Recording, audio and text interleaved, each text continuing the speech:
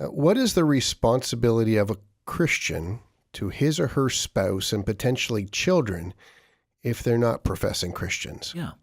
Now, the Bible does speak about that in 1 Corinthians 7.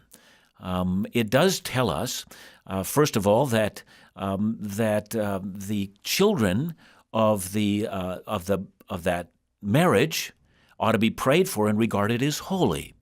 We do know, for instance, that Timothy would have had a believing mother, but he would have had an unbelieving father. And I often say that, especially to those women who are married to a non-believer. I would want to say to them, don't think it's lost. Pray for your kids and await for God to act in a most unusual way. I would also say to those of you that are listening who are grandparents, if you have children who do not believe and you wonder what role can I have towards my grandchildren, I would say take the initiative. It's amazing how many people I've spoken with who've said, my parents didn't believe, but my grandparents did, and that's how I came to faith in Christ.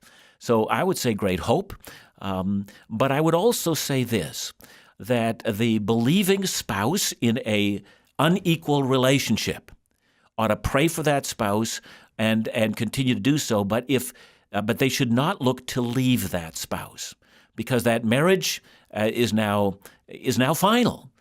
They should continue to remain in that marriage and continue to serve Christ as best they can within that marriage. If the unbeliever leaves, as Paul says, then you ought to let them go.